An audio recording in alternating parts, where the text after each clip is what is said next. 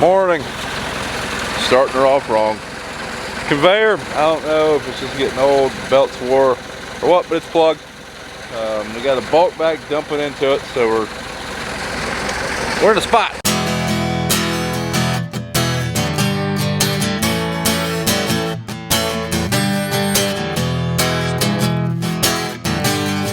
Well, turns out we have a bearing out, or a roller or something out on top of the conveyor. We got it emptied out, put all the seed in the loader, and then just dumped it in the floater. So Dad's ready to go. Dax and I are going over to the grain bins, and we're going to top off a couple bins and maybe harvest some corn. But first, we gotta go find little dude's car seat. See Pappy up there, bub?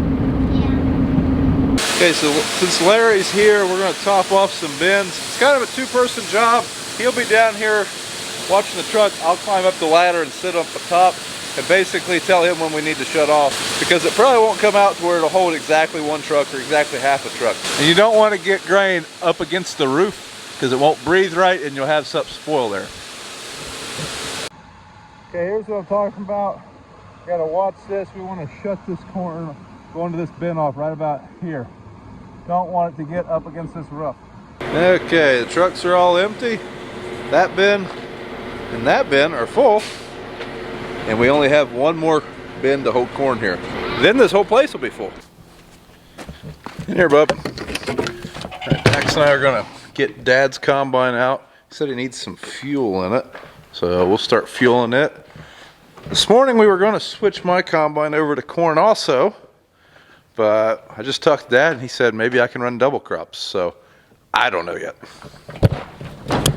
Personally, I want to run corn. Dax, you're very visible. Let's go. All right, got Dad's combine. Over to the fuel tank, start fueling it up. So here, let's take a closer look at this new header.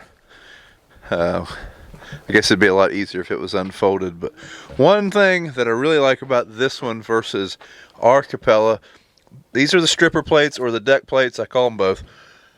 On ours and most other corn heads, only one of these will close in and out, the other one's stationary. On this one, you can tighten them both up, so I really like that. Also, these snouts, it's not uncommon for people to hit stuff with snouts and then break them, bust the polys.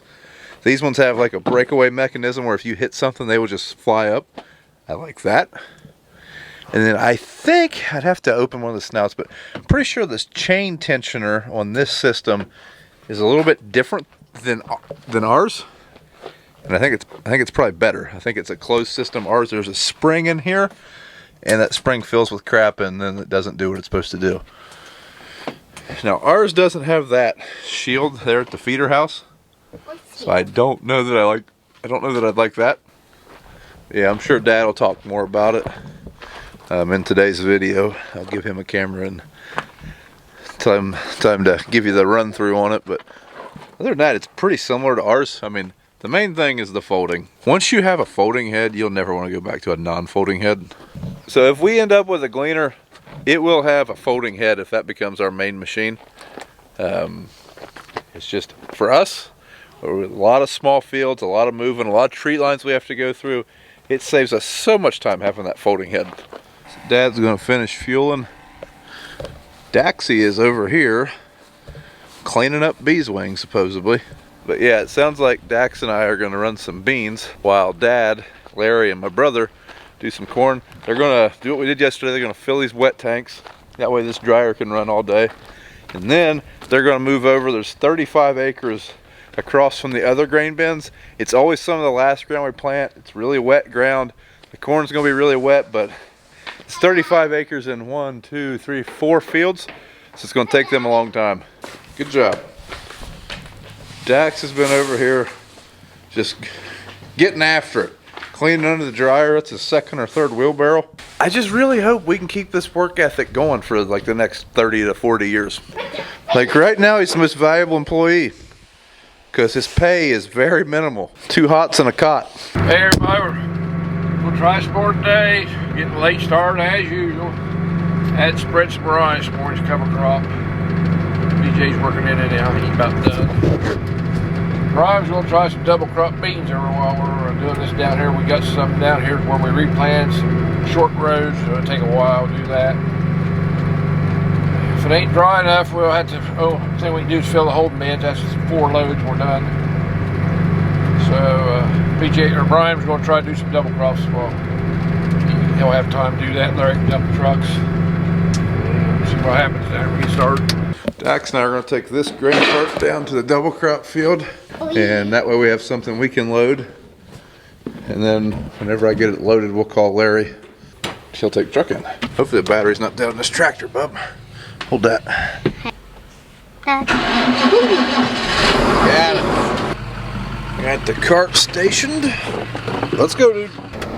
Yeah, this head we're down here. Before I unfold, I want to show you this is a new Capella head. 1230 folding head, just like what we got.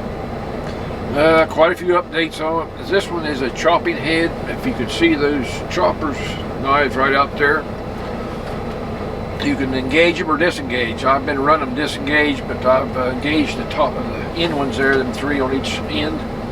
So we'll see what happens here. We're going to unfold it here and try to get started.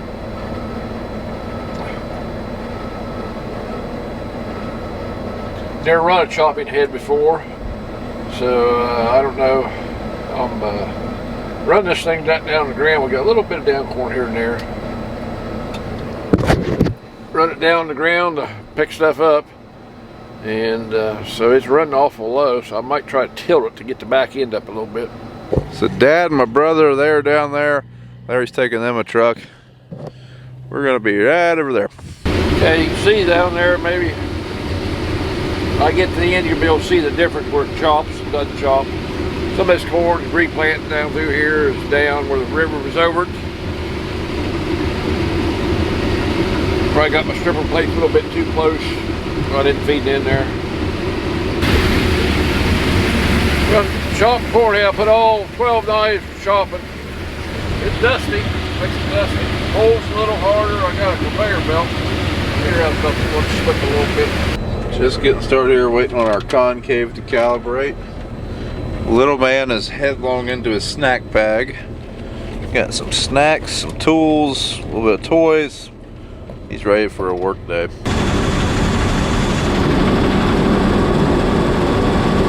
So these are double crops. When we say double crops, it's a question I get asked a lot when we're talking about. There was wheat here. We harvested this right around the 4th of July. Planted soybeans into it as soon as we were done. Did not bale the straw, just planted right into it. And yeah, the whole field's not that good. The whole field has been averaging about 35, but this end of it's exceptionally good. Hopefully we can make it up to that road, because this is a 150 acre field and I'm almost full and I don't have a cart. We're just gonna have to do it. I am not going all the way around this field. And old J&M cart is quite a bit taller, harder to see in than the Humberford's cart we've been running. Okay, I've gonna get up, turn the choppers off, chop the knives off. I think I've done enough to get a comparison and see what it looks like later on. And they definitely take a little power. I don't notice any engine-wise, but I got a feeder house belt that will slip them very get pushing it. I know in real good corn, get to pushing it, it will slip sometimes. So I don't know if there's something it's getting weak here, the springs in or what. So we're gonna get out and shut it off, and I'll show you how to shut it off. Okay, I'll show you how to shut these off. They're really simple. It takes a 24mm wrench. What you do is turn this wrench like you're tighten it. That's all you do, turn that bolt there. Pretty simple. See them over the row here, these blades swing, and that's kind of the way it goes. They cut forward, throw it forward. Supposedly it don't have as much trash when you do it that way. Got that one. So that's how you shut them off, so you can see what it does. It was right here with bad corn, wasn't much there, but it cuts however low the head is. Stubble. It's to me like it might be hard on tires. Over there's where it never had it on. And over here's where it was on.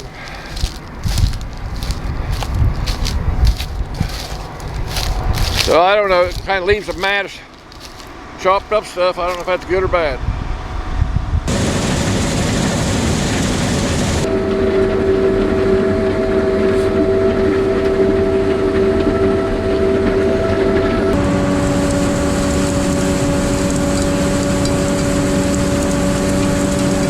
If you look at this field, you can see compaction. This is from the combines, from when we were doing the wheat. Like this is a combine track right here from when we did the wheat. And you can see the beans look much better outside of the combine track. This is one reason why I kind of like the Gleaner. The Gleaner weighs about 20,000 less pounds than this combine. So I would think that, you know, those tracks wouldn't be quite as bad. Some of that is also because the straw was matted down, so the beans just didn't get in the ground as well. But some of it's got to be compaction. Taxi, you going home, Bob? Yes. Yep. It is 4:30, so you've put in a pretty long day. I'll see you at the house. You definitely have that on backwards. It's okay. It's okay. Fiddlesticks. It's okay. Are you in your pajamas? Here, Bob, let's load you up. Oh, it's car seats in my pickup when we get it. Okay, so our J&M cart, we have what is called the iFarm system, the scale system. Basically, we use an iPad in the cab.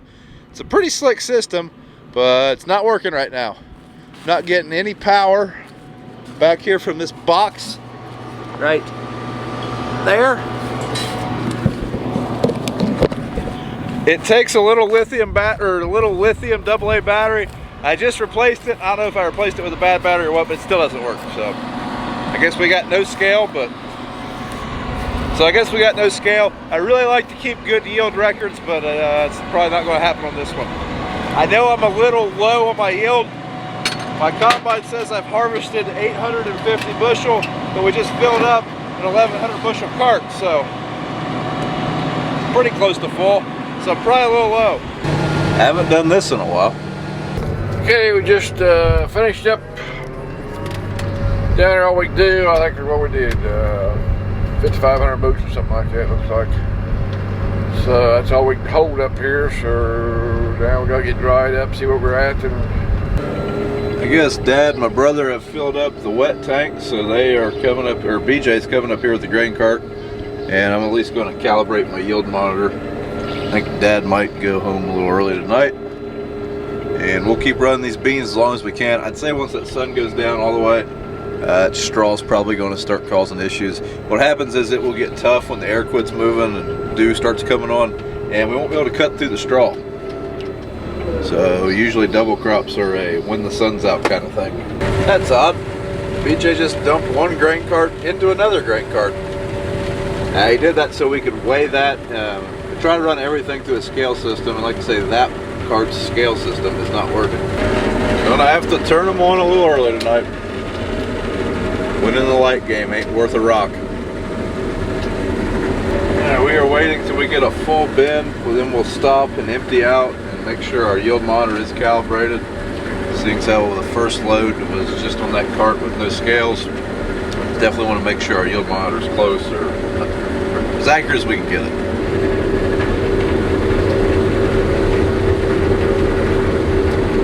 Is it close enough? Yeah, that'll work. So the straw is starting to get tough. It's starting to drag up more. I have to run my head up a little bit higher than I want. These double crops aren't doing too bad, especially for the dry summer we had. I mean, 40 bushel double crops in this area of the world is not bad at all. We've had higher, we've had lower. I think the best we've ever had, we've had a 50 bushel double crop field before, but for the most part, if we're above 30, I'm happy. Now we're gonna have to call it quits. We ended up getting 65 acres of this 150 done.